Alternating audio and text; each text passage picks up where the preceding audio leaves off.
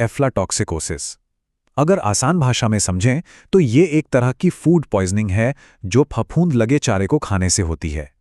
ये फफूंद एफ्लाटॉक्सिन नाम का जहर बनाती है। तो ये जहर पनपता कैसे? असल में जब मक्खे या दूसरे अनाज जैसे चारे को सही से स्टोर नहीं किया जाता, खासकर जब माहौल में गर्मी और नमी ज्यादा हो, तो फंगस यानी फफूंद रॉकेट की स्पीड से फैलती है। वो चारे में फंगस केक्स बना देती है, मतलब फफूंद की गांठें, और बस पूरा का पूरा चारा जहरीला हो जाता है।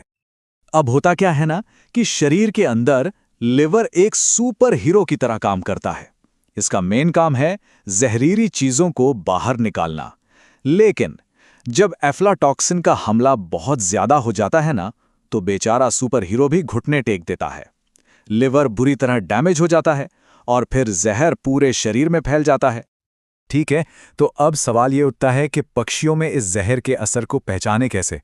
चलिए अब इसके लक्षणों पर एक नज़र डालते हैं। इसके लक्षण ना बड़े धोखेबाज होते हैं, क्योंकि ये अक्सर दूसरी बीमारियों जैसे ही लगते हैं। पक्षियों की ग्रोथ रुक जाती है, वजन गिरने लगता है, वो चारा खाना कम कर देते हैं, यहाँ तक कि अंडा देना भी कम हो जाता है। पर सबसे खतरनाक बात क्या है?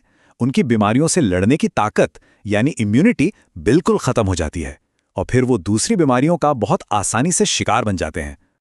लेकिन रुकिए, ये तो सिर्फ वो बातें हैं जो हमें बाहर से दिखती हैं।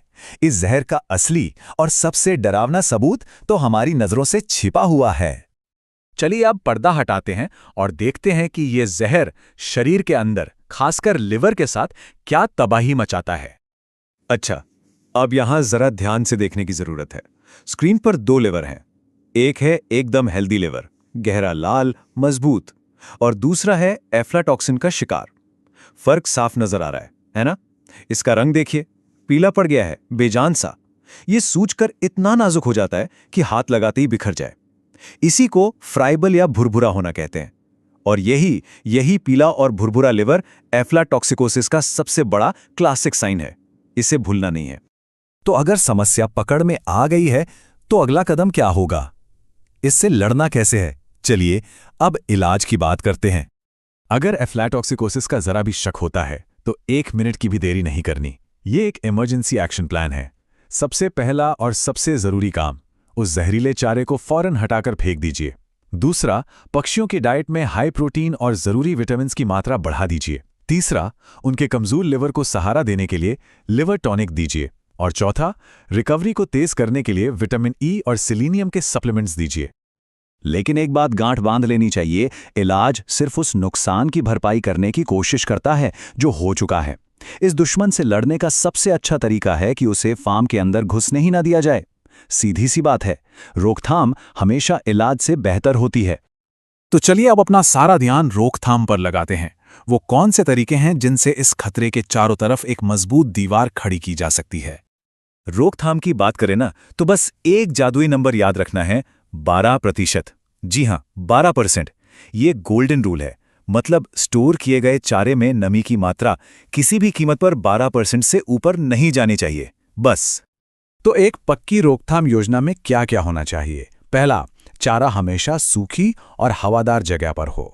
दूसरा, नमी 12% से कम रहे, ये पक्का करना है। तीसरा, चारे में मोल्ड इनहिबिटर का इस्तेमाल करें, ये फफूंद को बढ़ने से रोकते हैं। चौथा, टॉक्सिन बाइंडर्स का इस्तेमाल करें, ये एक स्पंज की तरह काम करके चारे में मौजूद जहर को सोख लेते हैं। और आखिर में, चारे के डिब्बे और बर्तन बिल्कुल साफ सुथरे रखें।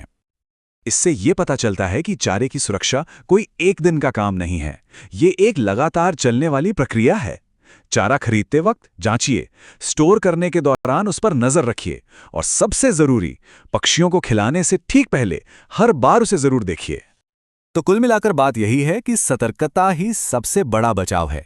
झुंड की सेहत और मेहनत का फल इस बात से सीधे तौर पर जुड़ा है कि चारे को लेकर कितनी सावधानी बरती जा रही है। तो आखिर में ये सवाल खुद से पूछना बहुत जरूरी है, क्या मेरा चारा भंडारण सच में सुरक्षित है? क्योंकि जरा सी सावधानी एक बहुत बड़े नुकसान को रोक सकती है और झुंड को सेहतमंद और फायदेमंद बनाए रख सकती है।